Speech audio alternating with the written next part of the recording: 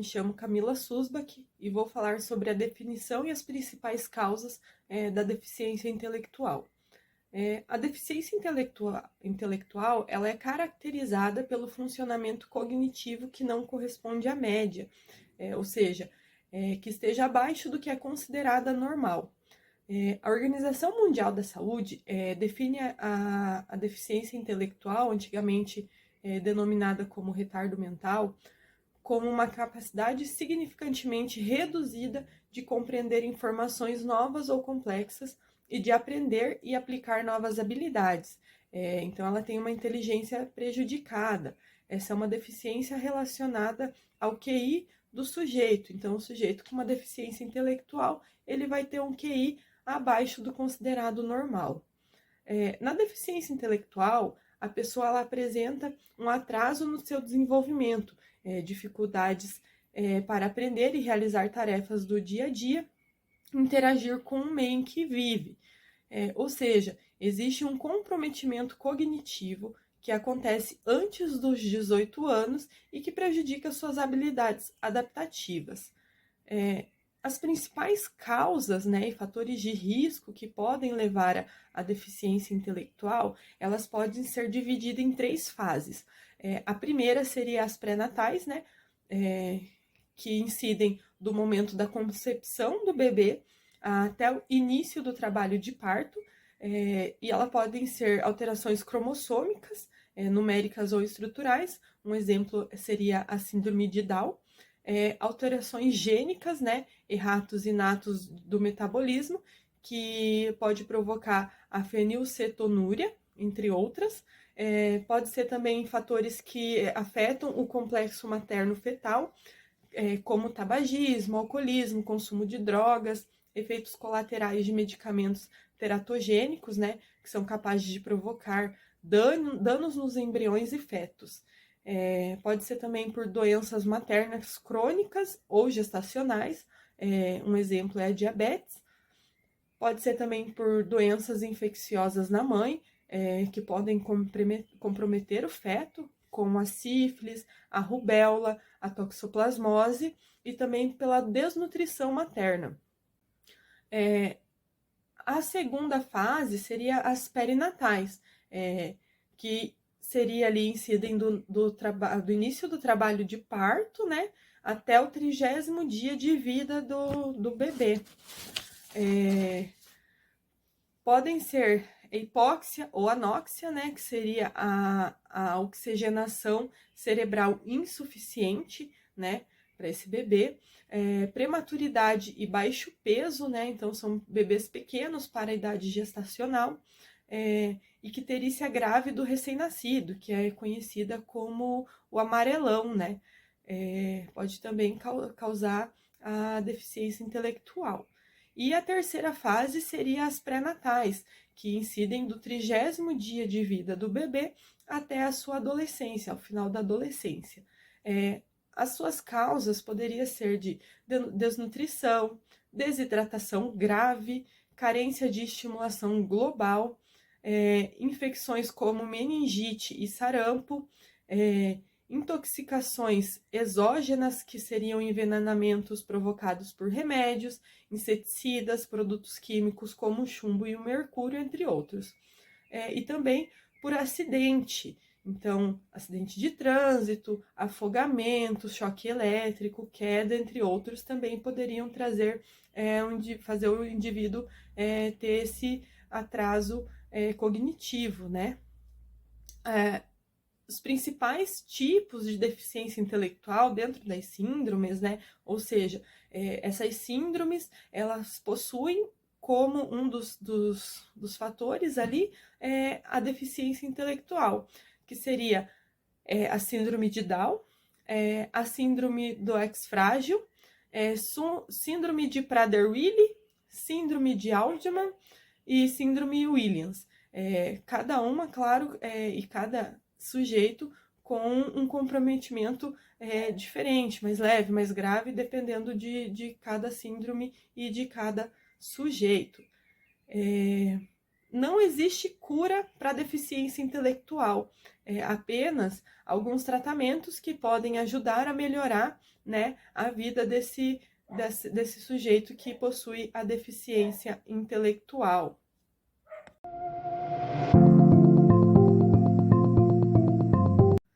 Dentre as características da deficiência intelectual, é claro que cada sujeito ele pode apresentar de uma maneira diferente, né? E um grau diferente, e não todas ou apenas algumas dessas características. Então, o indivíduo ele tem dificuldade de raciocínio e de compreensão, né? Habilidades sociais comprometidas, limitações nas habilidades relacionadas à linguagem, então leitura, escrita, memória, raciocínio, a dificuldade de adaptação nos ambientes sociais, demora mais para aprender, não compreendem algumas situações do cotidiano, então elas são geralmente intituladas como pessoas ingênuas, né? Muitas vezes elas não entendem algumas maldades, algumas malícias ali no seu cotidiano, alguns perigos, né?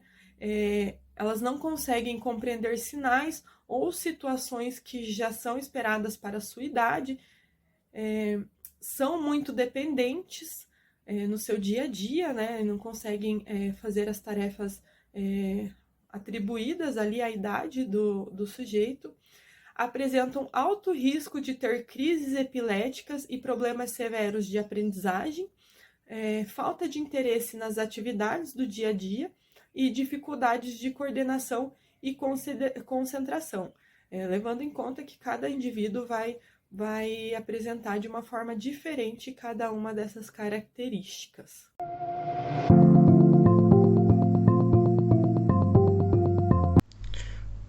Olá a todas e todos, eu sou Felipe Stachewski Santos e gostaria de falar um pouquinho com vocês sobre o acesso a pessoas com deficiência intelectual na educação. Por muito tempo se defendeu uma lógica de criar espaços adequados para o atendimento às pessoas com deficiência intelectual. Hoje, dado o processo de desenvolvimento da sociedade, a luta por direitos e a conquista e efetivação de políticas públicas, se entende que o melhor espaço para o atendimento às pessoas com deficiência intelectual é a rede regular de ensino, respeitando o processo inclusivo, ou seja, criando as condições adequadas para esse atendimento, seja na adaptação do espaço ou na reformulação das práticas pedagógicas. Por muito tempo se constituiu uma noção de que o aluno devia ocupar um espaço só dele. Hoje nós temos esse avanço considerado no processo de legal e pedagógico, e tais questões permitem e permeiam essa relação cotidiana. O professor, ao trabalhar com uma criança com deficiência intelectual, um adulto na faculdade, ele deve ter essa percepção de que o processo educativo ele tem que fazer sentido para a criança. Ou seja, ele tem que ser pensado, planejado e constituído com base que aquele conhecimento científico, artístico, filosófico a ser trabalhado em sala de aula, ele deve perpassar e ser construído a partir não somente da própria ciência, mas perpassar a forma como essa criança aprende, a forma como essa criança e esse adulto ele adquire os seus conhecimentos, para que o desenvolvimento ele ocorra de maneira integral. Então, é um pouquinho isso. E agora a gente fala com a Viviane, que vai dar continuidade.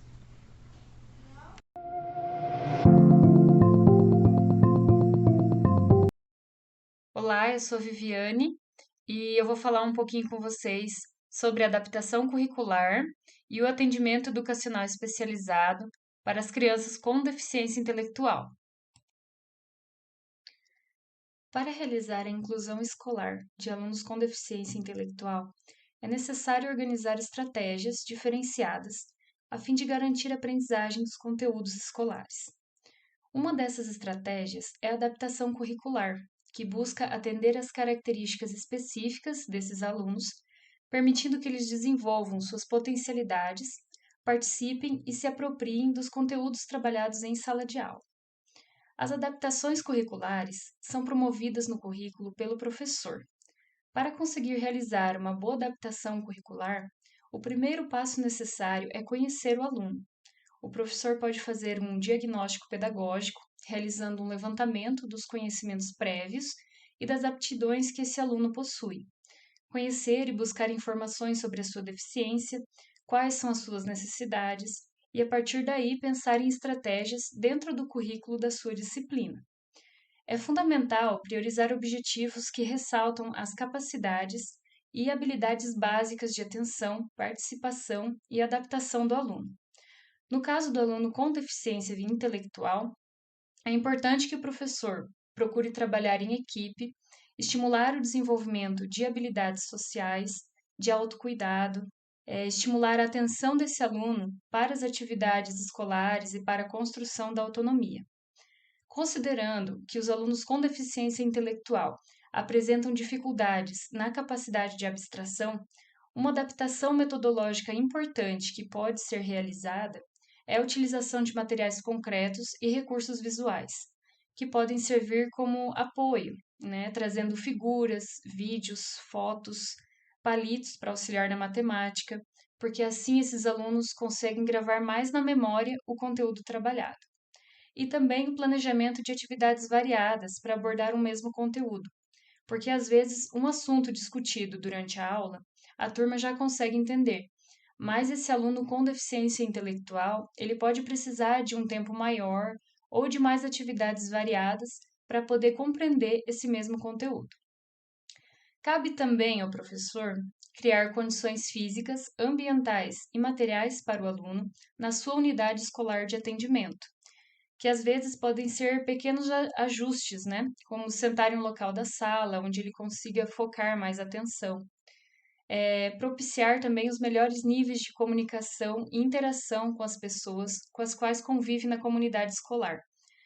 Então, a escola toda deve estar envolvida, né? Porque ele é um aluno da escola. Então, é importante que todos conheçam a necessidade desse aluno.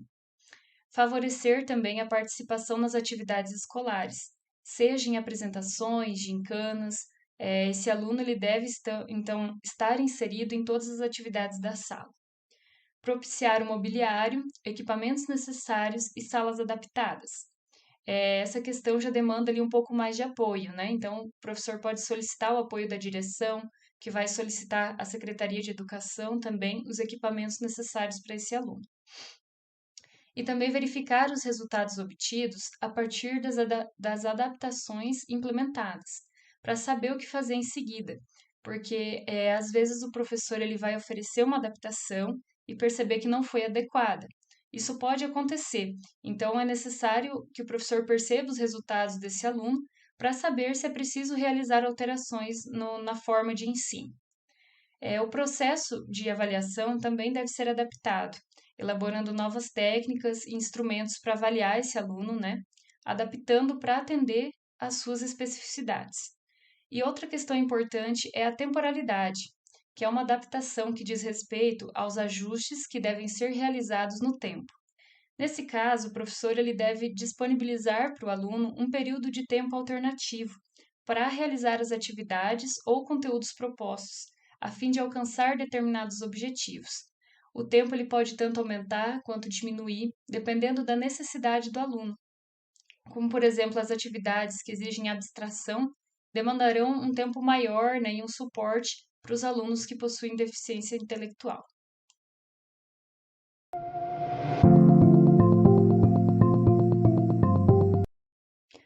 atendimento educacional especializado (AEE) foi criado para atender o público-alvo da educação especial, que são alunos com deficiência intelectual, deficiência auditiva, física, visual, altas habilidades, superdotação e transtornos globais do desenvolvimento. Esses alunos devem frequentar as salas comuns de ensino com os demais alunos e receber o atendimento educacional especializado no turno oposto ao seu horário escolar, nas salas de recursos multifuncionais. Esse atendimento é realizado em escolas, em sala que possui equipamentos e recursos pedagógicos adequados às necessidades educacionais dos alunos. Ele pode ser realizado individualmente ou em pequenos grupos para alunos que apresentem necessidades educacionais semelhantes, podendo variar de 2 a 4 vezes na semana, não ultrapassando 2 horas diárias de atendimento. As atividades desenvolvidas no atendimento educacional especializado são diferentes daquelas realizadas na sala de aula comum e não substituem a escolarização. Esse atendimento vai complementar a formação dos alunos, buscando sua autonomia na escola e fora dela. No AE, o aluno com deficiência intelectual deve encontrar possibilidades de desenvolver suas funções psicológicas superiores, aprimorando seus aspectos cognitivos, sua percepção, memória, raciocínio, linguagem e os aspectos da sua conduta, controlando suas próprias ações, sua tomada de decisões, tendo autonomia nas suas ações. No AE, o aluno deve ser desafiado a pensar, a fazer uso do seu raciocínio, da linguagem, da memória, encontrando pontos de aproximação com o currículo escolar. Outro destaque importante para o atendimento do aluno é o ensino colaborativo entre o professor regente e o professor que realiza o AEE, porque através da relação de parceria entre esses professores, será possível verificar e avaliar se os serviços e o recurso do atendimento estão garantindo a participação do aluno nas atividades escolares. E com base nessas informações, é possível reformular as ações e estabelecer novas estratégias e recursos no atendimento AE desse aluno.